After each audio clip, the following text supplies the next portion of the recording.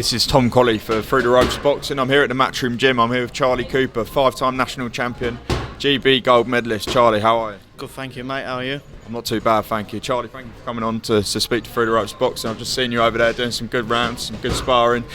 Due to turn over, I believe, next January.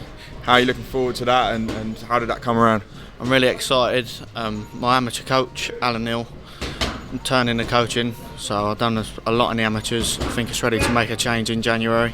We've got the GB Three Nations coming up and World Game selection, so after that I'm looking forward to turning over with Tony.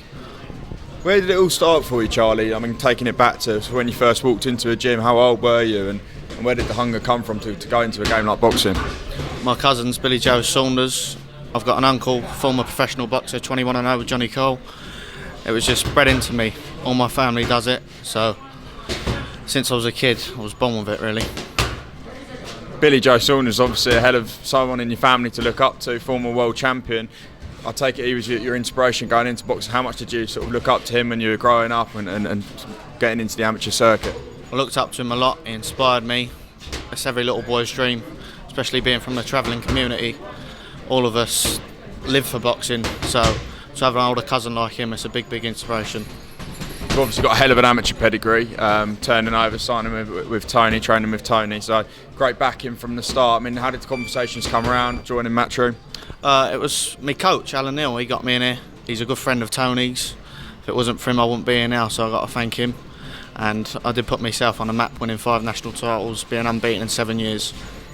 So you're looking to turn over, like I say, next year into the super middleweight division. We know that division is stacked with talent. Of course, it'll be a process, build yourself up. I mean, do you know much about who you're going to be fighting in your first fight? I'll fight anybody, anyone. I've got the beatings of them all. What are your aspirations in boxing? Like you say, former world champions in your bloodline. Is that the aim for you? Yeah, definitely. Be a world champion. And just taking it back, like I say, to the start, from your amateur days, I mean, how many amateur fights did you actually have? 27, lost 2, but I've had 22 on the win. So I'm 22 wins back to back, no losses. And just for anyone who's going to be tuning in to watch your first fight, what can they expect from you? Very good boxing skills. Hit and don't get hit, that's the name of the game. Thank you very much for speaking to Through the Ropes Boxing. It's been a pleasure.